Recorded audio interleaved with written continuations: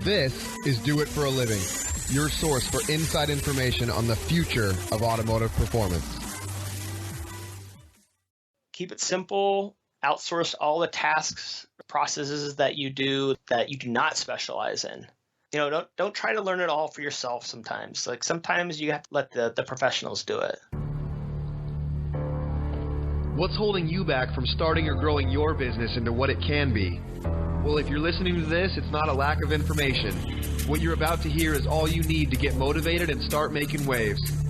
Do It For a Living podcast details the journey of today's true players in their own words. Find out how they broke out so you can too. The time is now. The time is always now. Welcome back to another episode of Do It For a Living. I'm Kevin Dubois. Today we've got Jeremy, or JP as he's known, from Radium Engineering. They make a lot of different products for a lot of different lines, mostly fuel products, and I'll let him talk about that. But before we get started, I wanted to go over a couple points here.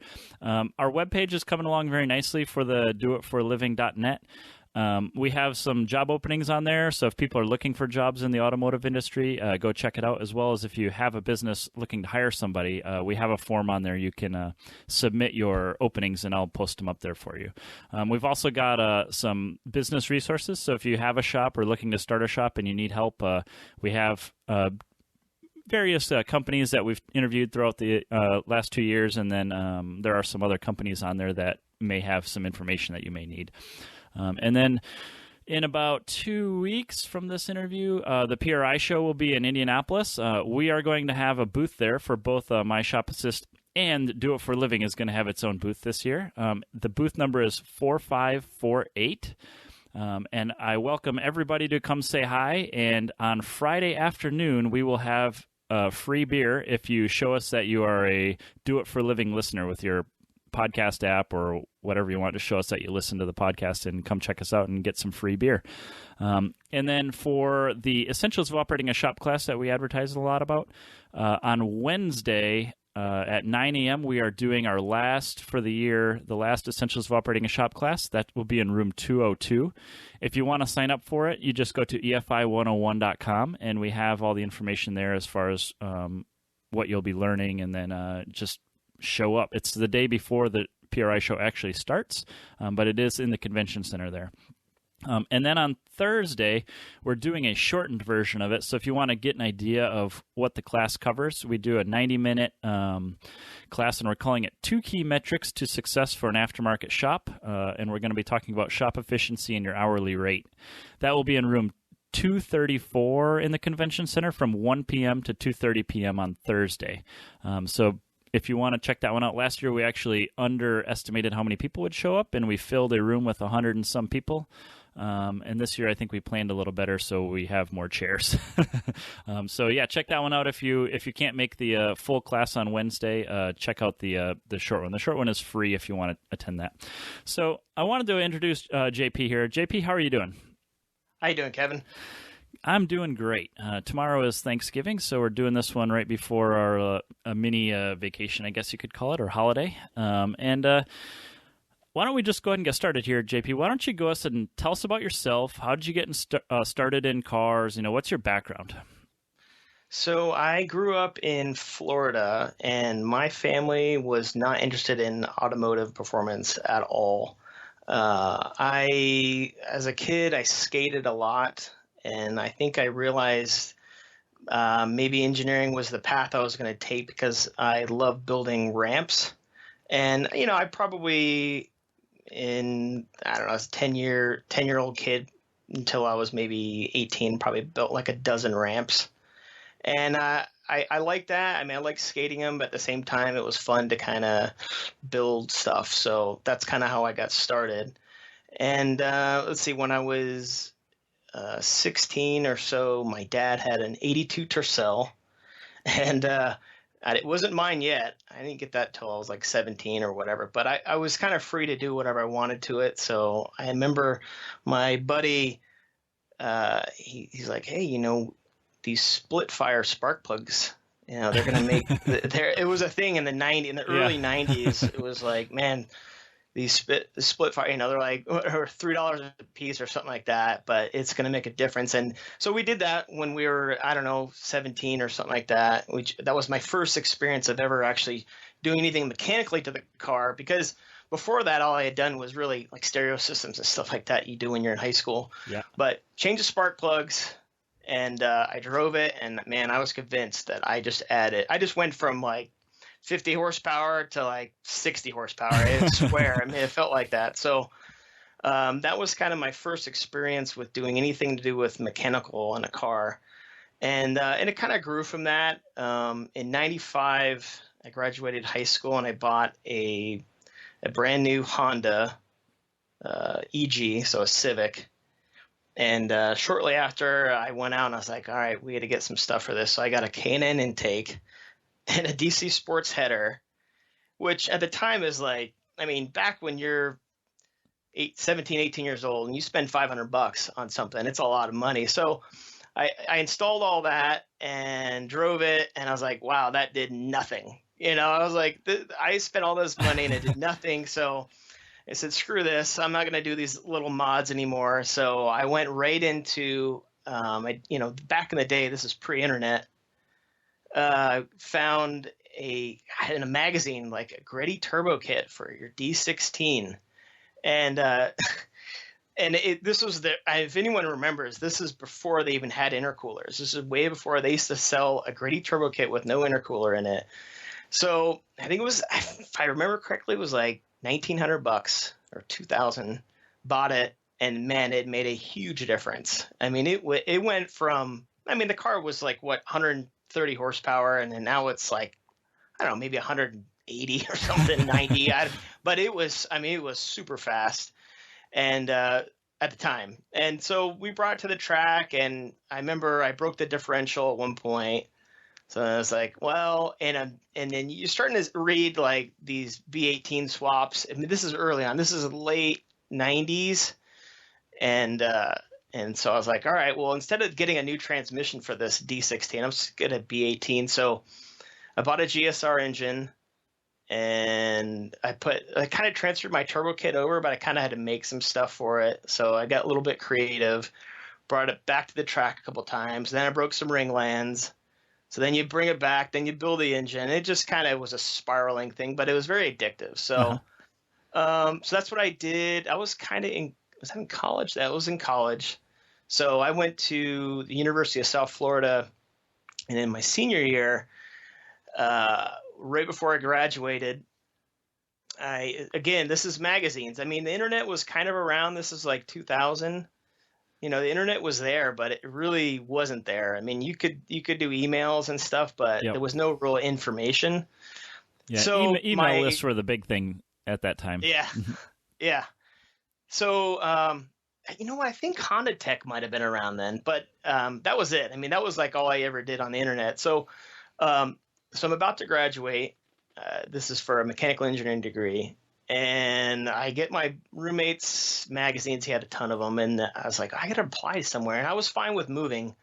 I didn't want to stay necessarily in Florida because I wanted to stay in this industry. I kind of figured out, in college that this is probably what I'm going to do, something to do with cars and aftermarket or whatever. So I took the magazine, went through it, and I just kind of browsed through anything that I could find that had something to do with someone, a shop or a business of some sort that would maybe hire an engineer. So I actually remember this. I made a hard copy of my resume and mailed it. Snail mail. Actually mailed it to, I can remember it was June. I don't know if you remember June. It was a Japanese company. You had to be in the Hondas maybe, but June, Apex, Turbonetics, AEM, Greddy, and DC Sports. They're all based in the LA area. Mm-hmm. And so, I sent it out, and you don't know if someone's going to respond to you. I mean, back then, this is an email. It's like you don't get an instant response like, oh, yeah, hey, I got this, And I'll never forget, I come home one day, and on not my voicemail from my cell phone, because this is pre-cell phone, my voicemail at actually the house landline. College, I got a voicemail from John Concialdi, who's the owner of AEM, and he's like, "Hey, I just got your resume. I wish I would save this email or this not email, this message. Hey, I just got your resume here. I'm just calling and seeing, you know." And I was floored. I was like, "Holy cow, this guy actually called me!" And I knew him from magazines, maybe. I don't know. I mean, he's like the big wig there, you know. Okay. So I called him back and we set up an interview. I flew out there. And it was a great interview. I mean, he's like if you ever met John, he's like the best guy ever. So, especially to interview with, because I remember on the plane ride over there, I was super nervous. I had downloaded all this documents on how to do an interview, you know, like the best ways to do it. And I was super nervous. And I got there, and as soon as you meet him, it's just like, I mean, who cares about any of that stuff I just read for the last 3 hours? You're talking to a car guy. Yeah, right? yeah. I mean, he's just a cool guy. So that went really well. I came back to Florida, finished my degree, and then I moved out there. And actually, when I went there for the interview, the position was for, because AEM does, or they used to just do billet parts and cold air intakes. There was no ECU stuff back then. This was pre that. Okay. This is when they just made fuel rails, cam gears, and an intake, let's see, cold air intakes. They even did they dabbled in brakes back then. Okay. So I was initially going to be hired for that, but when I actually did get hired, I was hired along with Jason Siebels. He had started a couple months before me, and we were going to design plug and play ECUs, which later became, which you guys probably know as the Series 1 ECU. Right. Or AEM. And so so we launched that in 2002. That was when the AEM EMS first started. And let's see what happened. So that ECU was pretty breakthrough because it was Windows based. Because back then, even Motecs were all DOS based. Right. Really crappy to program them. Yeah. So it was pretty big at the time, and plus it was a true standalone. If you remember back then, the Infinity stuff isn't like this, but the Series 1 and Series 2, I mean, the actual ECU you get will plug in as no adapter harness or anything like that. So I think at the time it was pretty revolutionary. So that was pretty big. And so I did that for up until 2006. And then I got a job offer to a company here in Portland, actually, this company called Horsepower Freaks, or people might know it as HPF. They were BMW like a retail, tuners, right? Well, at the time, they were just a online retail store. The owner got into the game real early at the right time, like right around, you know, Fast and the Furious and whatever that was, 2001, I would say. Uh-huh. He got into it right there, and he was a super guy, and that's when supers were big. And so he kind of hit it big because of that. He got a bunch of money, and then he wanted to start doing BMW stuff. So he hired me.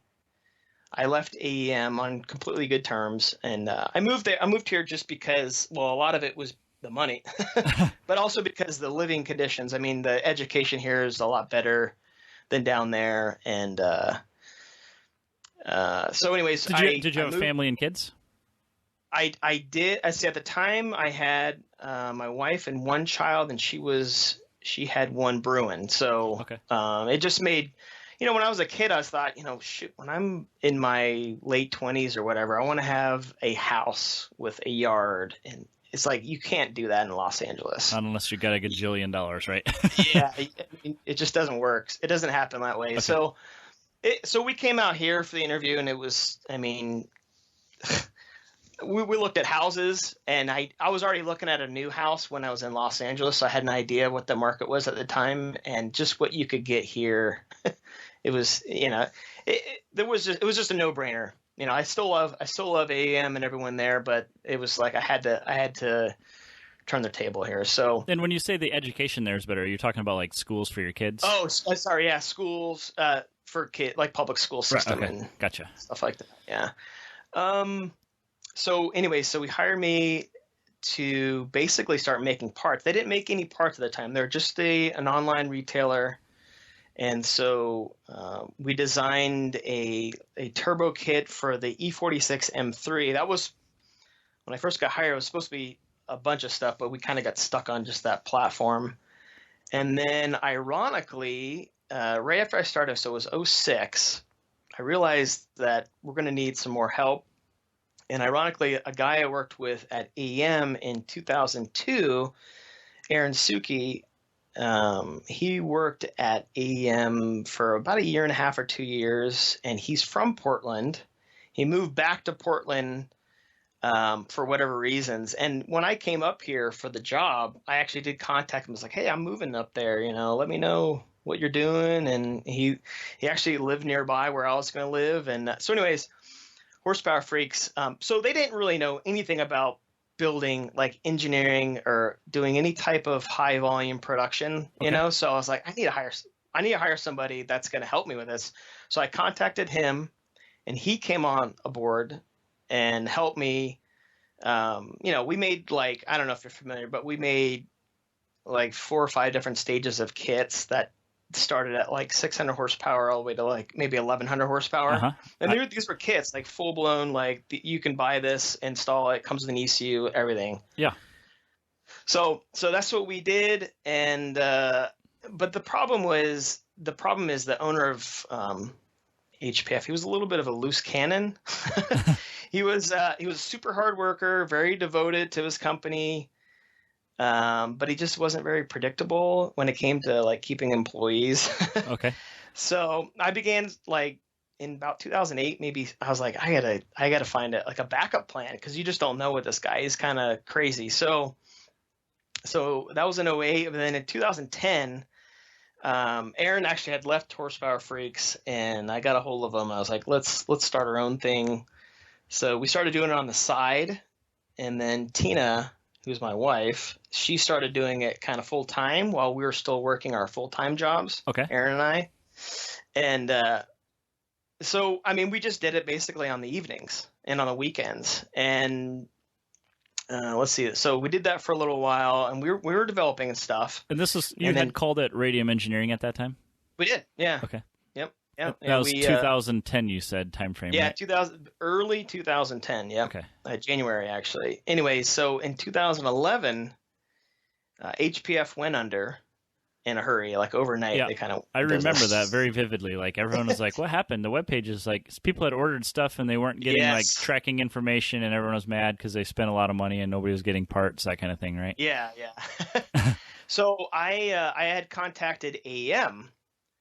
And because I still had good ties with them. Actually, when I was at Horsepower Freaks, I designed the ECU for the BMW based on an AEM. Okay. So it was all based on. So I had, good ties with them, and then they hired me on remotely. So I worked out of my house for them for a few years. Basically, this was right before we did the AEM Infinity. Okay. Which we released the following year in 2012. And then in around 2014, Radium just became like more than I could handle. Uh-huh. So I started working with Tina full time. So and then we moved the business, because at the time everything was out of my house. The Radium and the stuff I was doing for AEM was all out of my house. So then we moved out. This is in 2015, and now we have got a shop. Aaron Suki, that is, he left. Daimler, or out here it's Freightliner. Okay. Daimler owns Freightliner, which is a semi company. Yeah. Uh-huh. Yeah, like if you're an engineer here in Portland, you pretty much work for them, or Boeing if you're in Seattle. There's also a Peterbilt one up there somewhere. Yep. Yep. So he left Daimler. Earlier this year, and so starting this year, we're all three of us are full time doing it. So for the longest time, the perception probably is that we're some huge company, but we're really not. I mean, we're just three of us. It was Tina shipping everything and doing all the work, and you guys like doing stuff at nights and weekends, right? Absolutely. Okay. So that's kind of where we are now. Okay, so you have an engineering degree. Your wife is involved, and what is her involvement? I mean, is she just doing everything for you guys? She does everything that Aaron and I don't do. So Aaron is also an engineer. Okay. So. She does everything to do with sale, and there's a ton of stuff: sales, accounts payable, shipping, receiving, all that stuff. And Aaron and I are basically, we do our engineering work, but we actually do a lot of marketing and stuff like that too. Okay. Do you think of yourself as an entrepreneur? Oh yeah, absolutely. As a matter of fact, even back when we lived in Florida, I've been with Tina forever. Okay. But so she came with you from Florida to LA? Yeah. She was actually, ironically, a neighbor okay. of mine growing up. But anyways, so I mean, even back then, like I was selling parts, like spare parts that I had, car parts on eBay, and we were doing that. It's funny because you look back 20 years ago, and it's like we look at ourselves now. We're like, we're doing the same thing. We're just making more money now. So yeah, we did that, and then when I was in Los Angeles, it was so expensive to live there. You couldn't just. I mean, it's hard to just live off your salary there. I built and sold like wiring adapter harnesses for a while, and I did tuning on the side. It was like you had to do that to basically live there. It's so expensive. Okay. So when you're transitioning from, I guess, your AEM from home, so remotely, to doing your own thing, what kind of gave you the push to drop that and just do Radium? I mean, like, were you making enough money that you could just afford to do it, or did you just have to drop it and go all in on Radium? It was just too much. I mean, it was like, I'm still super close with everyone there. They always knew about Radium. This wasn't something I was hiding from them. Mm-hmm. There were no secrets. As a matter of fact, we're a dealer of theirs. Okay. We still sell a ton of their pumps and our kits. And, so it was just time, that was the goal in the beginning, was to do Radium, but at the time when I left Horsepower Freaks and started AM, I mean, I knew that I just needed something for a couple years just to kind of hold me over, Okay. So I got to ask, what got you involved in the fuel systems if you're doing AEMs like electronics, it sounds like? Yeah. So when I was at Horsepower Freaks, yeah, he actually hired me specifically to do ECU stuff. I wasn't even going to really do any of the hard part stuff. And Aaron actually started, when we hired Aaron on at Horsepower Freaks, he kind of took over doing the hard parts stuff. But when we started, this is kind of interesting. So when we started Radium, we wanted to get into Lotuses. That was our thing. And the reason is because that car is the market is very small. And so I felt like we could get into that and kind of make an impact pretty quickly. Mm-hmm. And so we made back then it was like, because we were making turbo kits for Horsepower Freaks, so like, let's just do turbo kits for Lotuses. Let's do turbo kits for everything. Like that was kind of the plan. And so we were making turbo kits, and we're like, all right, it's going to be a full bolt-on plug-and-play system, so we need like a fuel system. And on those cars, the Lotuses, obviously they're track cars. Mm-hmm. Their fuel pump hanger is on the driver's side, on the left side. So left-hand turns were really bad. They get really bad starvation problems. So I thought, well, why don't we make a surge tank, and we'll kind of kill two birds with one stone, because if you want to upgrade the fuel pump in that car is very much a kit car. It's not a high-level like production car. So if you want to replace the fuel pump, you actually have to cut out like the sheet metal to get to the hanger, or you can just drop the tank. Uh-huh. But dropping the tank is like a few-hour thing. So I said, I don't want to mess with the stock fuel pump. Let's make a surge tank. That way we can have the stock pump fill the surge tank, and we don't have to mess with that. And then we can put whatever pump we want in this thing. And, back in the day, this is in 2010, there were surge tanks out there. It's not like we were the first to ever come up with a surge tank, but no one that I'm aware of made a nice billet surge tank. Everything was like kind of welded stuff. And Mm-hmm. most of them, I don't think there were any at the time that had a pump inside the surge tank. There are always externally mounted pumps, like a Bosch 044 or something. Yep. So anyways, we made that. We thought, well, that's going to be a piece of the puzzle. We need to make that. We need to do the ECU and all the other stuff too. But the fuel stuff, I thought, well, if we're going to make this surge tank, which we had some tooling costs because it started off, those were made from an extrusion, aluminum extrusion.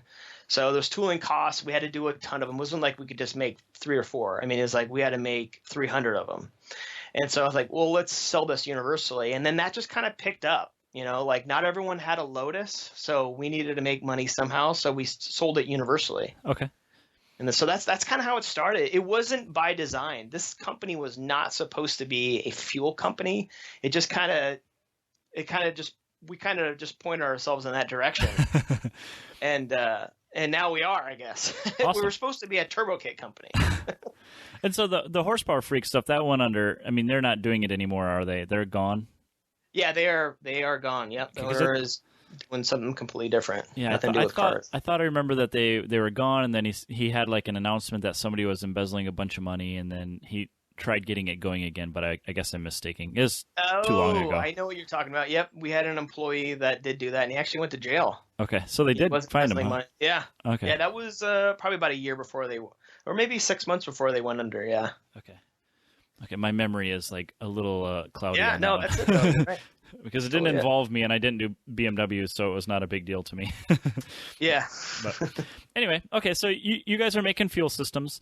Has your location played a role in your success, being in Portland? I mean, does it really matter? Most of your stuff is shipping, right?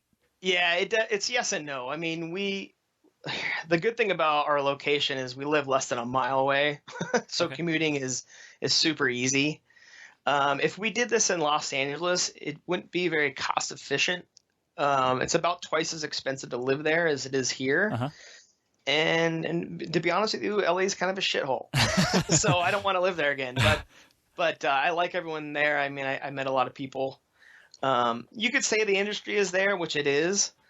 But with all the new forms of communication, it doesn't really make a difference for us. Okay. We don't have any regular walk-in customers. We do have people that, our address is on our website, but we typically don't have any walk-in customers. Maybe once a week or something like that. We get some random people come in, but so location, that doesn't really matter for us. Gotcha. Because we ship globally. Yeah. Have you ever doubted yourself and wonder if this isn't going to work? What are you going to do? I don't really find myself doubting decisions very often, and when we do, we test it.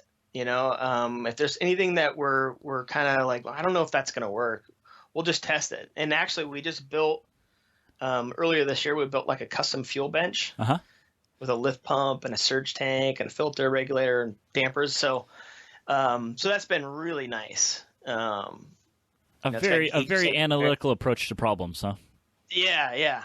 That's the engineer inside you. We make pretty good decisions. I like to think. That's kind of arrogant to say, but because there's three of us, it's not just me making all the decisions. I think we do a pretty good job with doing the right thing for the most part. Okay.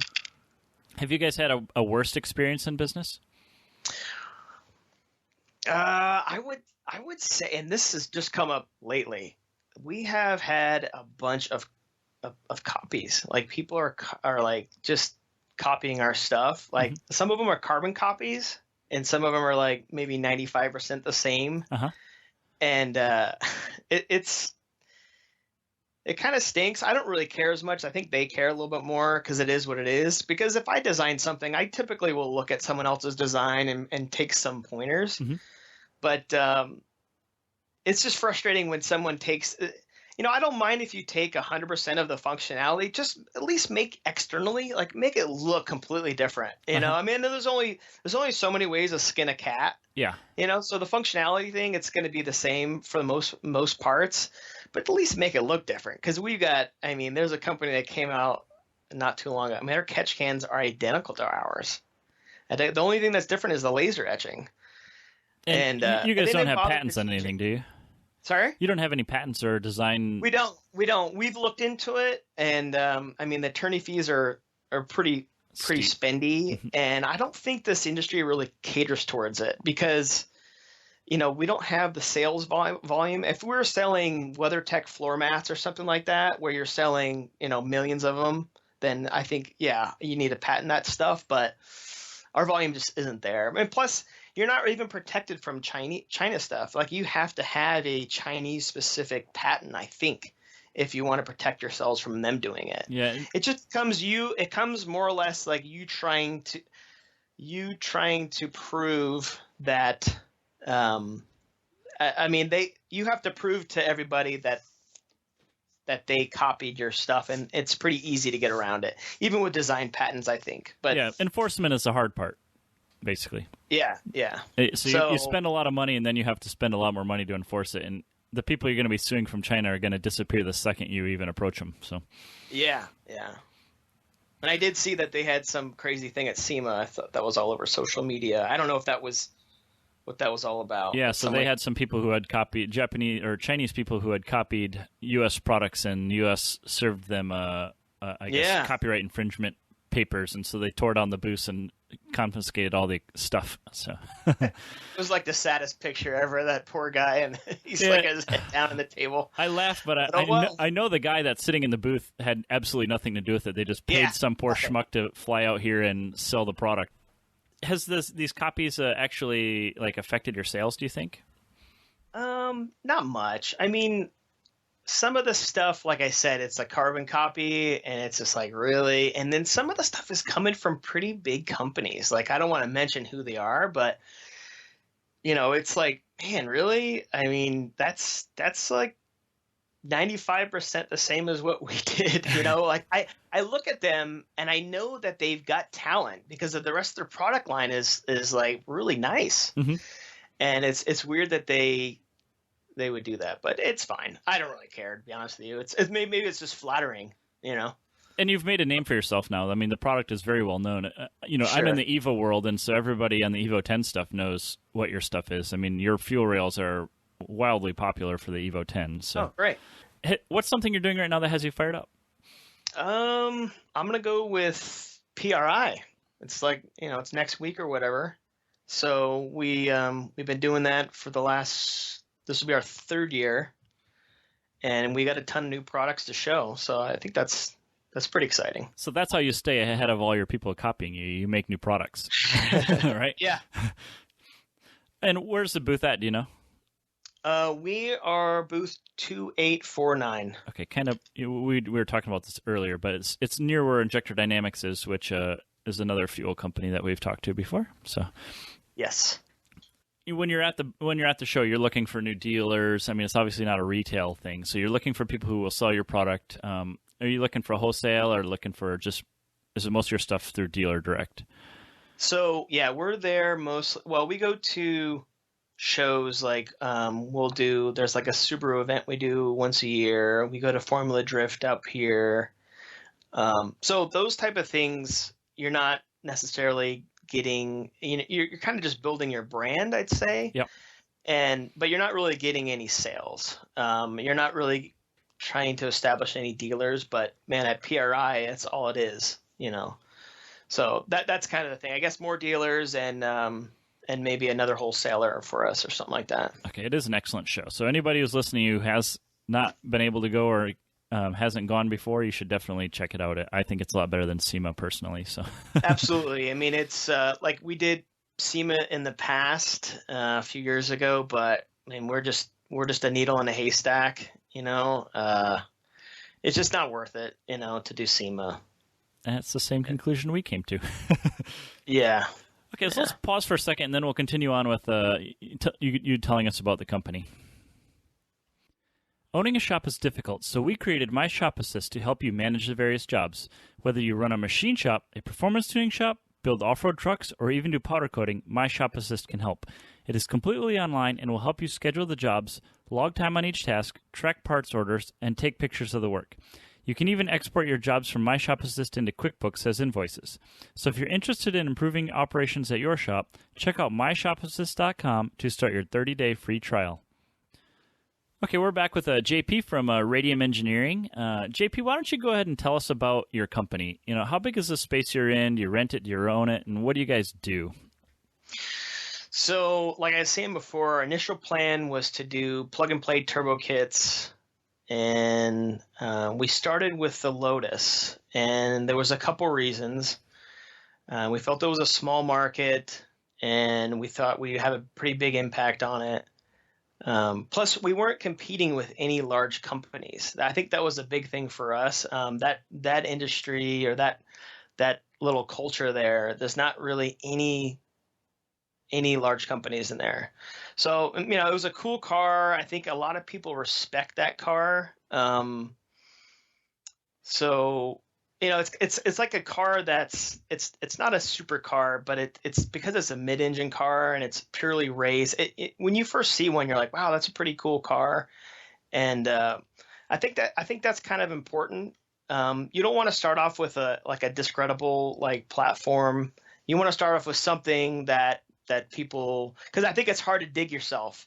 I mean, I think it's difficult if you start off with a lower end brand.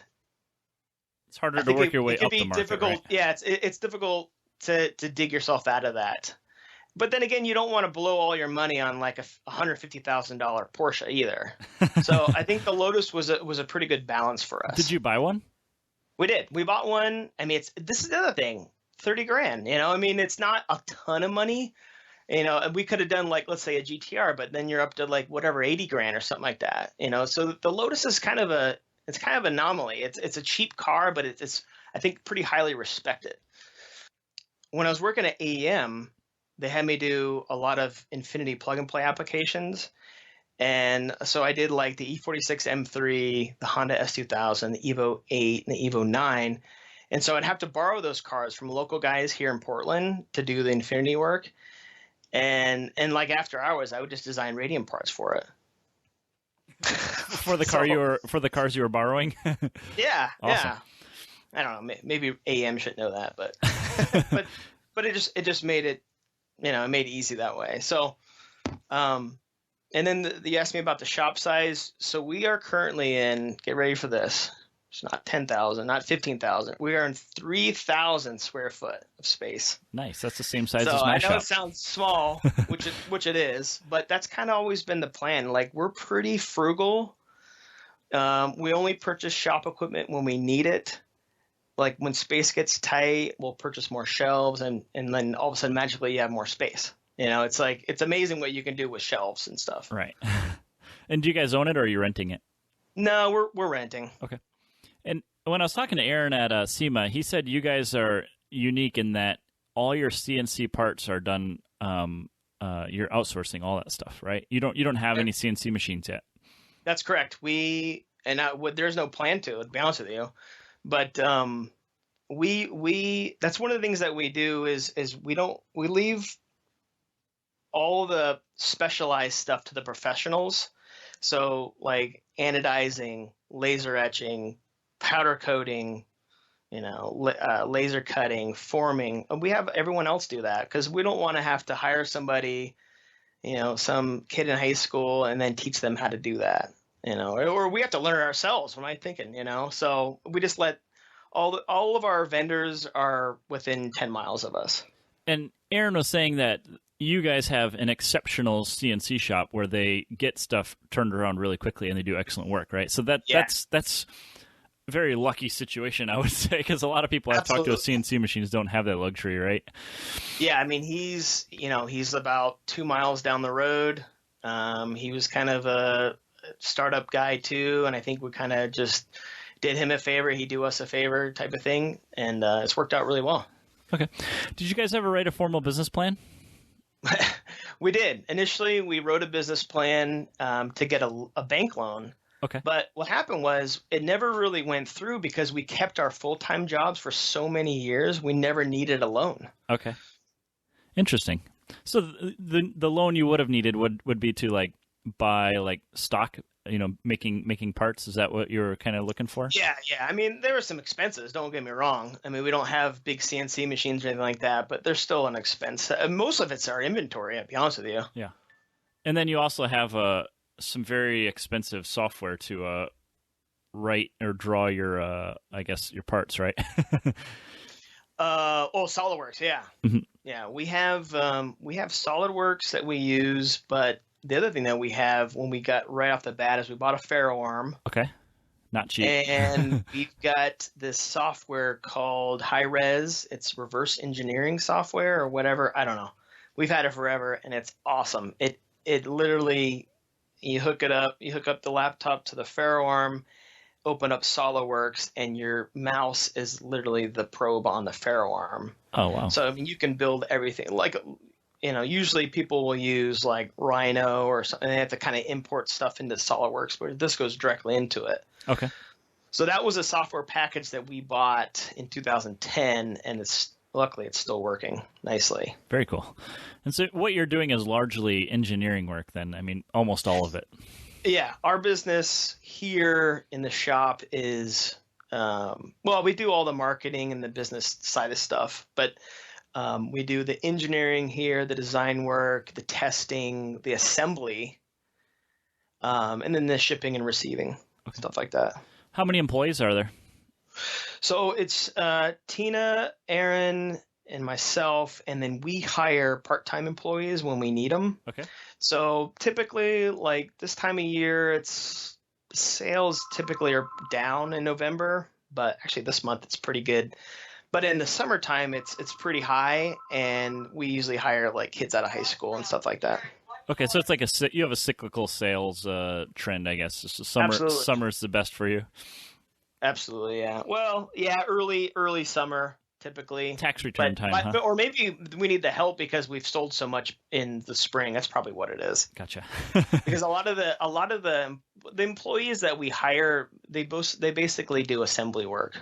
Okay, something really simple that you can at least do quality control on, and you don't have to worry about them messing everything up. Yeah. Okay.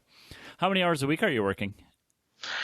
Oh man. So this isn't really measurable, like especially for a business owner, especially nowadays with phones and all of the stuff that you can get on your smartphone.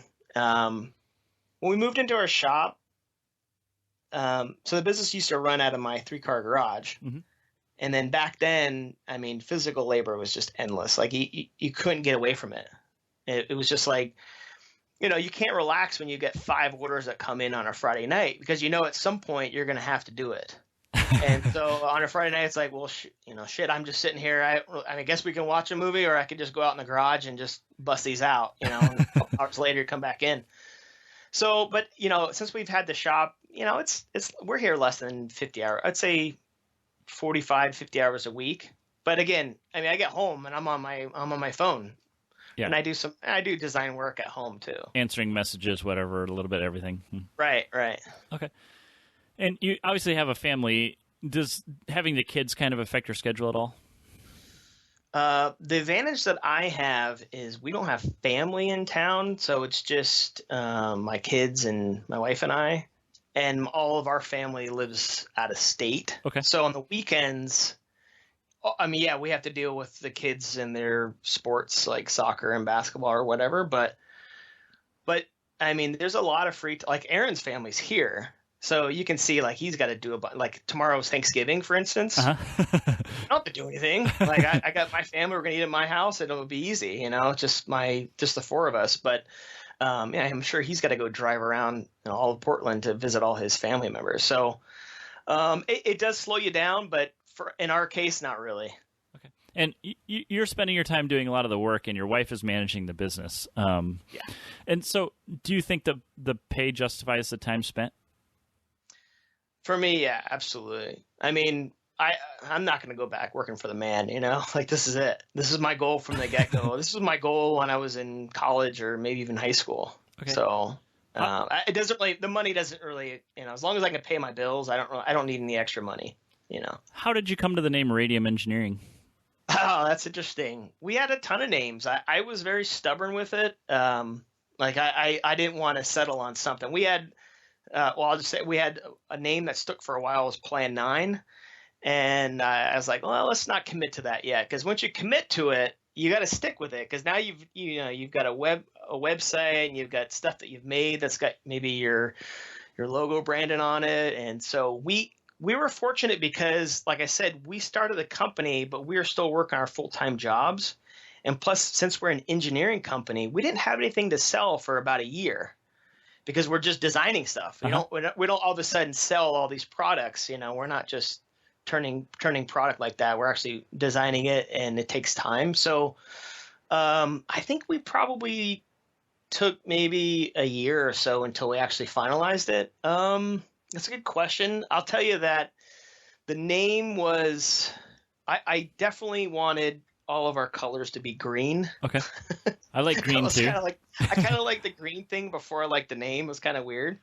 But I don't know, because red and blue, it's just, I don't know. There's just too much of it out there, and I wanted some sort of color. And for some reason, green I like the looks of that. And then if you know anything about radium, the actual element, the periodic table, Radioactive. It's radioactive, and it's like you'll notice it on like your old school like watches and clocks, like that stuff that would glow in the dark. Not nowadays, but back in the day, that was actually radium, and it glows like that bright green.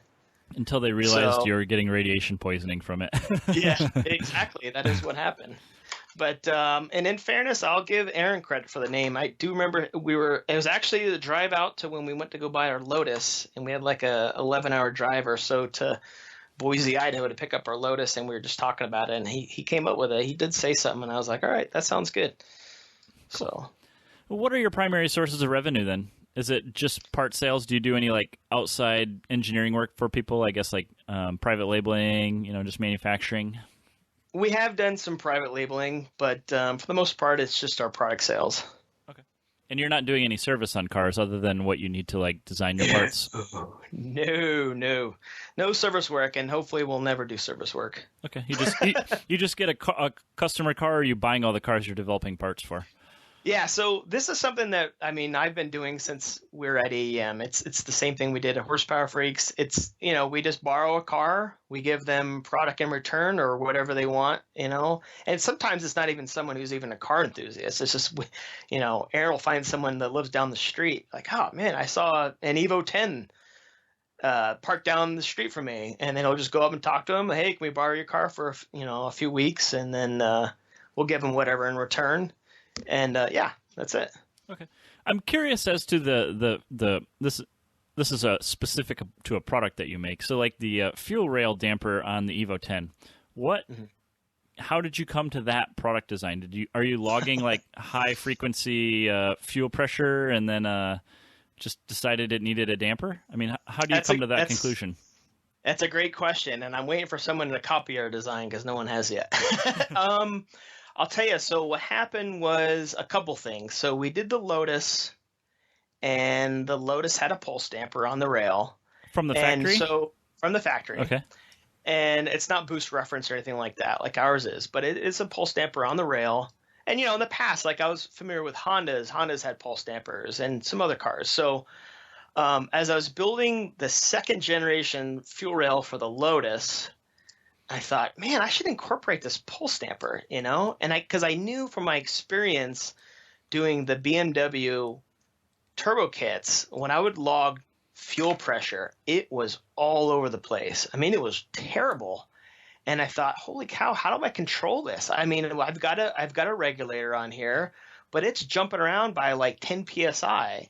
And so the theory was always in the past, when you build a fuel rail, just make it the biggest bore possible, and that will solve all your pulse problems, And the thing is in the last 10 years or so, I'd say right around when those Bosch EV14 injectors came out, and you're seeing, 2200 cc injectors, because all these guys are now making 2,000 horsepower on ethanol, so they need these huge injectors, and it's just making the matters worse. So there's an SAE paper actually that's written about pulse dampers that we had looked at and we studied a little bit, and we actually I take this back. So first what happened was I was like, all right, the BMW rail, it's the BMW is really a tricky engine because it's got individual throttle bodies and it's hard to fit like certain components on it because it's just tied in with all this other jazz. But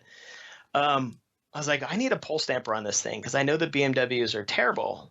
They have like sort of like a returnless fuel system, and I was like, this thing needs a pulse damper. So I did some research and I found a OEM style pulse damper that had threads that were conducive to machining, because a lot of pulse dampers from OEM are they use like an O-ring, like an injector style O-ring. You have to somehow clamp it on there or whatever. But I did find one that used 3/8 NPT, which I hate pipe threads, but it was the only thing I could find that was conducive to machining. So we machined a 3/8 NPT port on the center, and we did some back-to-back testing with before and after, and we saw like noticeable differences. And we said, you know what, we need to start putting pulse dampers in all these cars or all these fuel rails, design it for it. And so we started doing that more and more. And then we realized what's happening with these pulse dampers is they will bottom out eventually. So if you give it enough fuel pressure on the bottom side of it and you don't have any vacuum reference, it's just like a regulator. Eventually the spring inside that diaphragm will just pin itself and it will become useless. It's not doing any more damping. Gotcha. It's just sitting there and it's not moving. So I thought, well, why don't we make this thing vacuum reference just like a fuel pressure regulator? And so that's what we did. And now we've got our test bench and we've got a bunch of data that supports it, which is pretty cool. Do you guys publish that data online on your webpage, or is it proprietary? We don't have it published. I guess we probably could.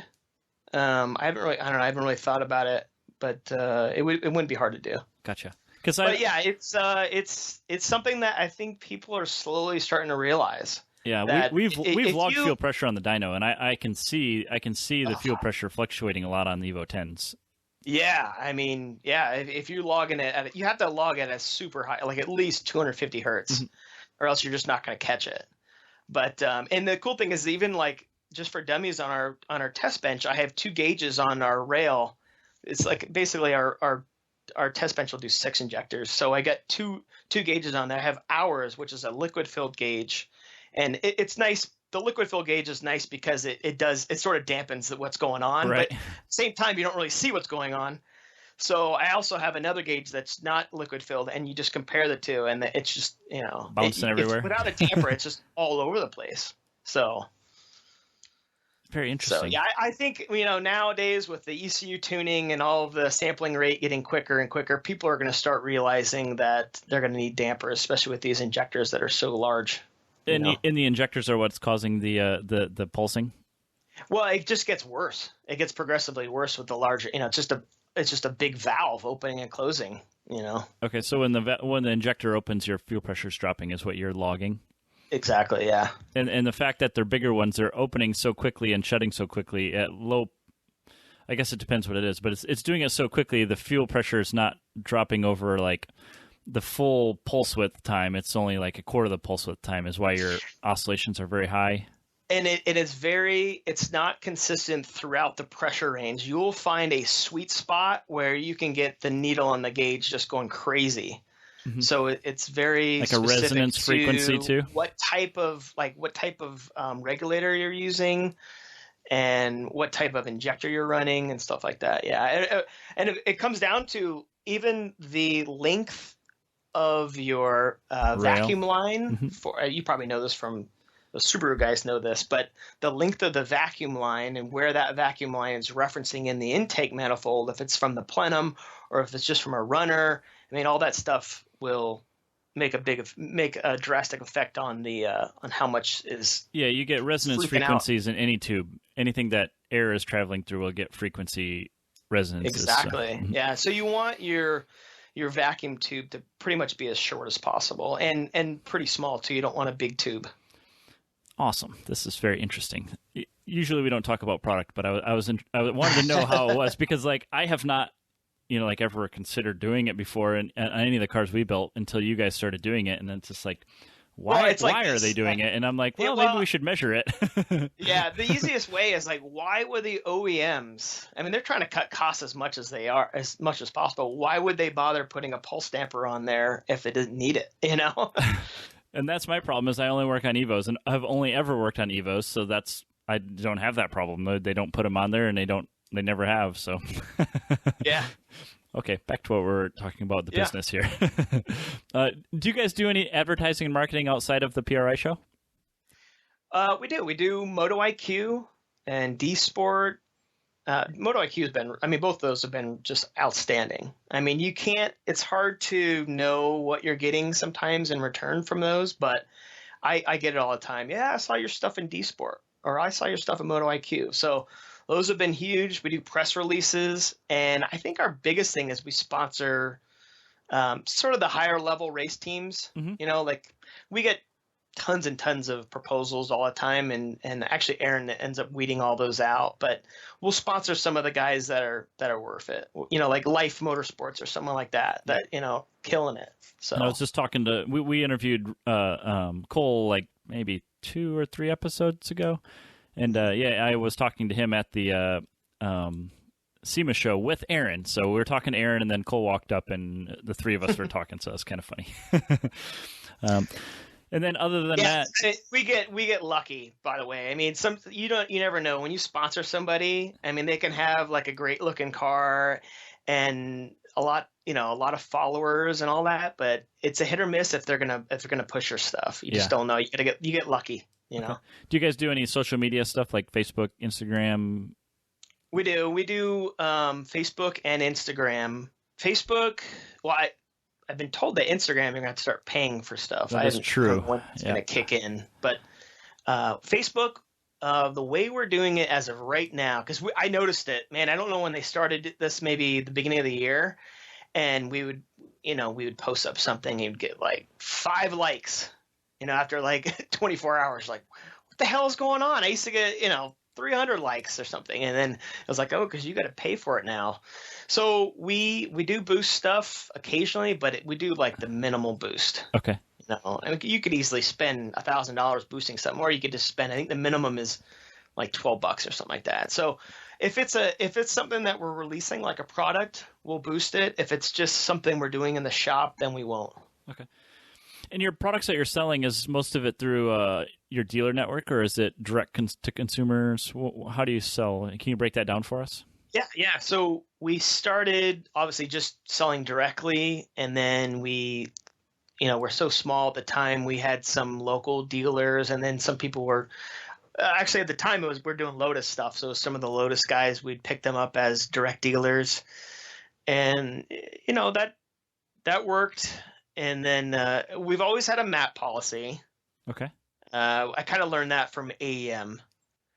And but now we're thinking about doing UP, the UPP. I don't know if you know what that is. Yeah, ACT or ACT Clutches does that. Yeah. Mm-hmm. So we might start doing that. But so selling to directly to customers, I mean, I don't know. It's been increasingly challenging. We make the margin, we don't have to give our deal, we lose obviously if we sell to any of our dealers. Yeah. You sell direct, you get that back. But we've had this year especially a ton of fraud. Okay. I don't know if you've heard a lot about that, but man, it is getting really bad. And Tina is great at sniffing this stuff out. Like she basically looks for like 4 things. Like if it's a freight forwarding company, that's probably bad. I'd say maybe 90% it's bad. Uh-huh.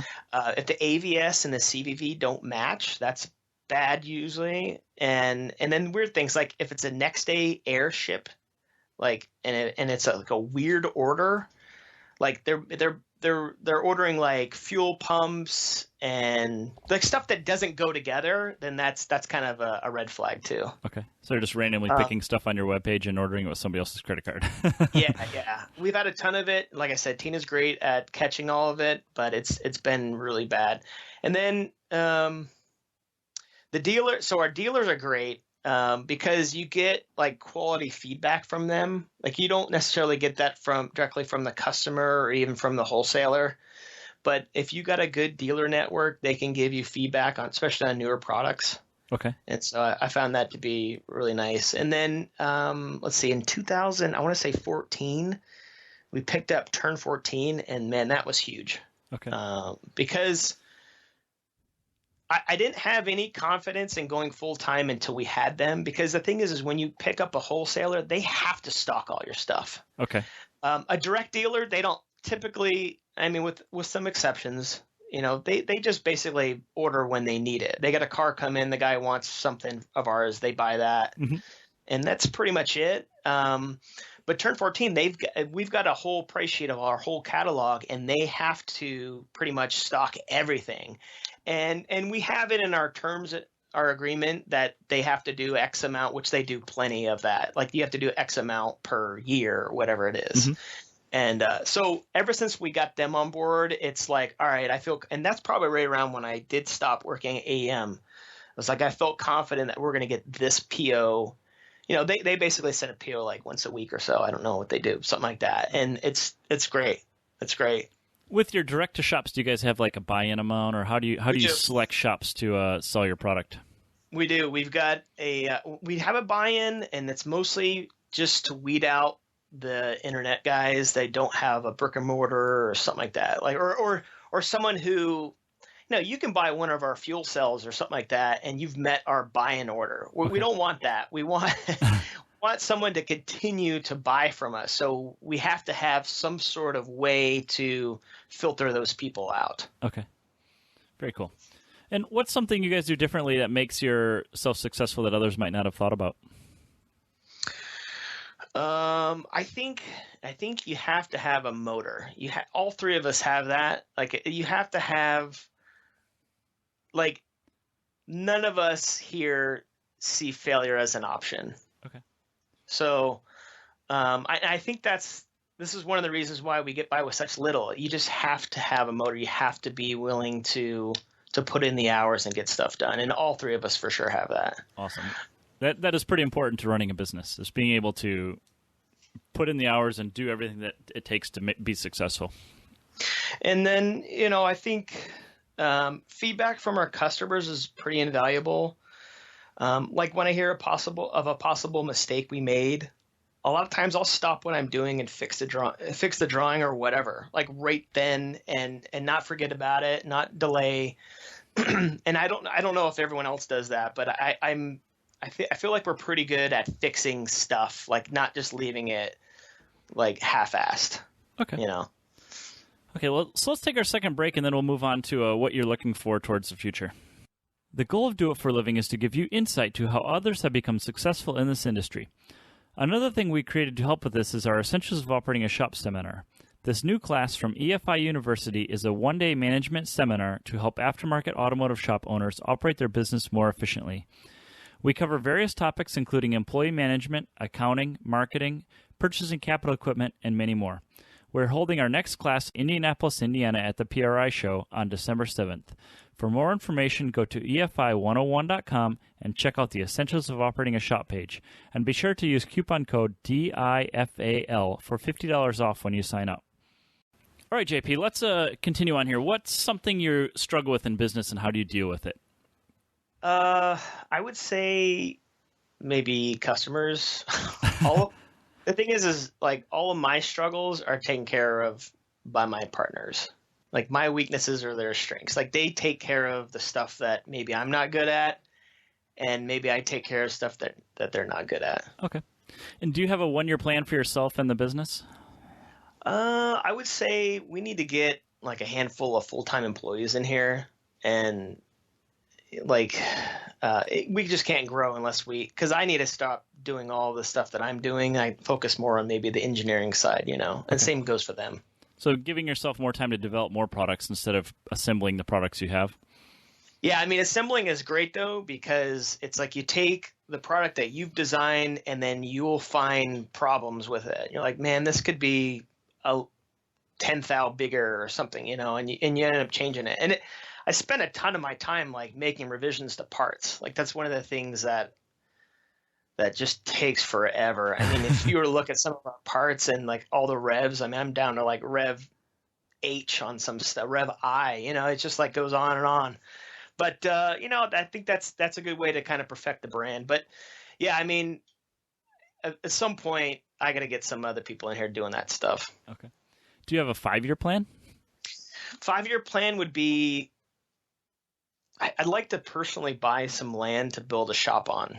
Okay. I think that's something that, and I don't want to be paying some, our landlord forever. Eventually I want to be able to have our own place. And actually I've been wanting to do that for a long time. Since 2010, I tried buying property and moving like my house onto a couple acres and then building a shop on the side, but that kind of went through. We needed something quick because I have pictures. My house was just about to explode, so we had to get out soon. You could go move up next to like English Racing. He's like lives on a farm pretty much. He does, yeah.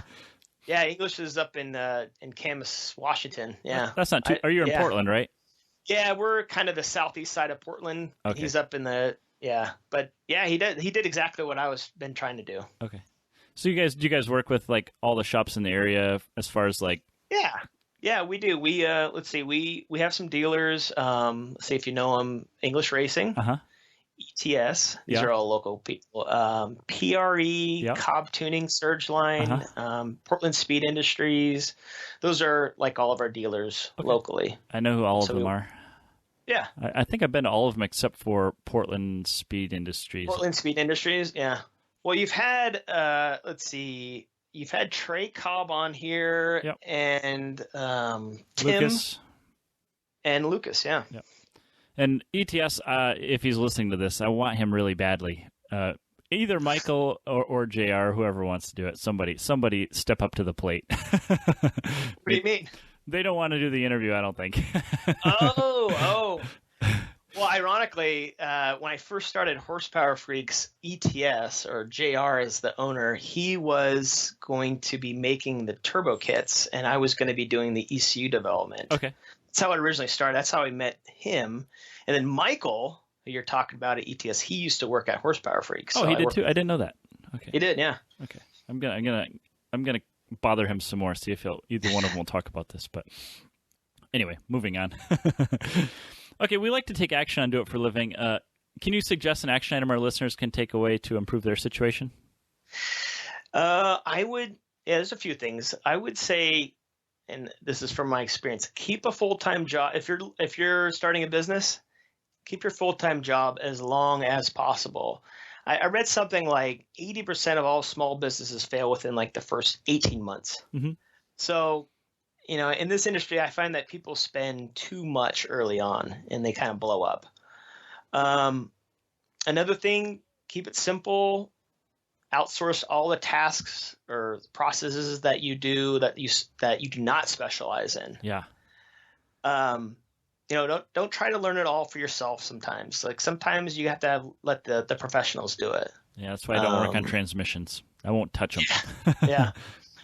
And then my probably number one thing, it's just pretty easy, is just for the most part, never respond to anything publicly that is negative. I think that becomes like a big problem.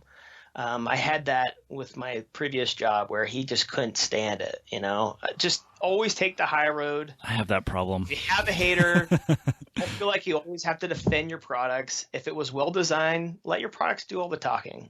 That's only if your product is good. Now, if your product is shit, then maybe you need to do something else. But if you're confident in your product, just let the product do its talking. Okay, I'll take that advice for myself. I have a very hard time not. When people start talking bad about me, I have a very hard time not saying something. It is, yeah. Anyway. It's hard, but as soon as you start, if you respond to somebody, now they're expecting you to respond again, and then it's just a pissing match, and it's just bad. Yeah, I think they do it on purpose. They want me to get involved in it. All right, quick answer questions. Tell us a game-changing product you've seen in the last year. I'd say brushless fuel pumps. I know it's nothing super new, but it really hasn't hit like you'd think it has. The thing is nowadays with all of these engines making, if you're not making 1,000 horsepower, you're kind of irrelevant almost. It's weird. And then everyone's using alcoholic fuel like ethanol. Yeah. So people are using multiple pumps, and all of these pumps, like the ones even that we sell, their gear rotor or their turbine pumps, they produce a ton of current, especially at higher pressures. And in turn, all that transfers into heat energy into the fuel. So, brushless pumps, they use about half the current. They're going to keep your fuel way cooler. And a lot of people will say, man, your surge tank, it's really hot. Well, it's because you got 3 pumps in there and, you're only idling, so it's going to be producing a lot of unnecessary heat. So I think that's big. And if I were to say one more, it would be 3D printers. This is kind of stuff that everyone wants to say, but 7 years ago, I'd say right around when I was going to buy my first printer, they were about $30,000, the one that I was going to get. And do you have one right now? Yeah, we do. Okay. We actually have one, and I just ordered one yesterday. I ordered another one. Okay. because I use them so much, and I actually needed something with a slightly bigger envelope volume size that I can build, because they're kind of, I put small. a lot of fuel rails, and like if I get a 6-cylinder fuel rail, I got to put it in 2 pieces, obviously. Yeah. So, yeah, like I said, like 7 years ago, they're about $30,000, and I just ordered the second one yesterday, and it's huge, and it was like #1 rated, blah blah blah. It's only $3,000, and it does about a square foot of a cube of volume size. So to me, it's a no-brainer. It's definitely something that every engineering company has to have. Okay. What software program are you guys using daily? So I use SolidWorks constantly. I use Photoshop for instructions. If like we have to take pictures and put them in our instructions, I use Photoshop. Illustrator I use for any of our logos, like all of the laser etching stuff that all of our parts have, or I do that all in Illustrator. And then everybody uses Excel, so that's the other thing. You guys all use of our spreadsheet stuff. QuickBooks for your accounting? We do. Okay. We use QuickBooks, and it sucks. I don't know if I'm the only one that says that, but no, everybody says it. Everybody says it. I've heard many of these podcasts, and it seems like everyone's like, "Oh, QuickBooks," and I'm waiting for them to say, "Man, it sucks ass," but no one ever does, and I'm here to say it sucks. Oh, everybody thinks it. Not everybody says it. it just, I don't know if all 3 of our computers here, it just bogs it down. You install it, and you get. And it's just terrible. I can't believe they get away with it, and no one else is coming out with something that's better. Matter of fact, I'd like to give my old boss some credit at Horsepower Freaks. By trade, he was a programmer, mm-hmm. and he had a integrated system there that I hated at the time, just because I don't know. There's other reasons why I hated it, but I look back at it, and it was really nice. I mean, it was something he developed, and you would enter your BOM into the system and your description or whatever, and that was also your product page for the website. Like now we have to do it twice. Separate. We have to enter it in QuickBooks, and then we also have to do it on our website. So yeah, I wanted an integration in those two. Now, but I actually look back, I'm like, man, that was a pretty good system. So props to him for that. Software is very expensive to develop, though. I know very well. Okay, what's your favorite app that you use daily? I use the podcast app. Like I said, I like when I work in the I use that in Pandora. Okay, lots of music. If I'm in the shop assembling, I have certain podcasts I listen to throughout the day. Once I get done with listening to those, I put on Pandora and I annoy everybody with my 80s punk rock music. Okay. What's your favorite shop tool? I'm gonna go with, well, the test bench is pretty sweet, but I'll have to go with our FARO arm. It's kind of a dinosaur. It's a 12-foot FARO arm. It's the biggest one you've ever seen. It's humongous. Why so big? Most FARO CMM arms that you've seen are probably the 6-foot ones, or ones that, or maybe even the 3-foot ones that can sit on like a desk. On like a desk. Yeah. This thing is 12 foot, so it's basically like 6-foot radius. Are you probing the car itself? Is that what you're? Well, when we first got it, it was like, hey, why not 12 foot, right? And then there had been some times when I needed that for sure. Like if I'm probing like the inside of a trunk, like let's say on the deck or the rear seat area, mm-hmm. like you put the FARO on the ground and you got to reach all the way in there. And so it has come in handy. I'm just waiting for it to take a crap, and that's going to suck because it's kind of an older FARO arm, but it totally does the job. Okay. And what kind of car are you driving right now? So nothing interesting. The wife drives a Highlander. I drive a Tundra, but I do have an STI-powered Volkswagen Bug. I guess that's kind of interesting. STI-powered Volkswagen Bug. Okay. Yeah, okay, 65 Volkswagen Bug. I built it actually when I lived in California in 2004. So you did that swap? Yeah. Very interesting. It's pretty. I mean, it sounds pretty cool. I mean, it is pretty cool actually, but driving it's just a piece of shit. Is it fast? Is that the goal with it? Oh yeah. It's like 450 horsepower, and it only weighs 1,900 pounds. but it's still a 1965 Volkswagen Bug. I mean, I did like fully restore it. I took the body off the pan, had everything powder coated, painted. I freshened up everything. I mean, the engine itself only has 600 miles on it, probably. I mean, it's pretty clean, and it just sits. I don't ever drive it. What do you think the future of automotive performance is going to be? I do have some concerns with the EPA. Yeah, we all do lately, huh? But I think because of those new autonomous cars that are coming out, I think there's going to be a greater divide between street cars and race cars. Like, I mean, I don't know, 10 years from now, there's going to be so many cars that are just driving themselves, and I don't know how much street cars we're going to have, like that are, I mean, once they go that direction, I don't know if they're going to go back. Oh, they so definitely much. will not. No. So I think that there's always going to be a place for race cars. Everything we see now with race cars will continue to be here in our lifetime. I'm definitely positive of that. But I think that you won't see as many modified street cars. I think those guys are now going to be those are now going to be race cars. The other thing that's kind of scary is I'm kind of concerned that cars nowadays, like I said before, if you don't have 1,000 horsepower, you're not really significant anymore. Well, eventually we're going to hit a limit at some point where just the physics of the engine block cannot withstand 5,000 horsepower, right? So what's the motivation if you're a 16-year-old kid and there's already all these cars out there that are making basically as much as you can? When I grew up, 300 horsepower was a shit ton of power. And so it's like, hey, I think I can make 350, or I think I can make 400. And it kind of slowly came up, but in the last 10 years, it's just hit a huge spike. And so I don't know, I don't know what the future is. I tell you one thing, ask anyone under the age of 30 if they can drive a manual transmission. I mean, just recently, I read a study that says like 82% of Americans cannot drive a stick. I mean, and like you're saying, in 10 years, that generation of people won't even know how to drive a car. Yeah, exactly. They're going to drive themselves. You're gonna call your Uber, and there's going to be nobody in it, and you just sit in the back seat. Yeah.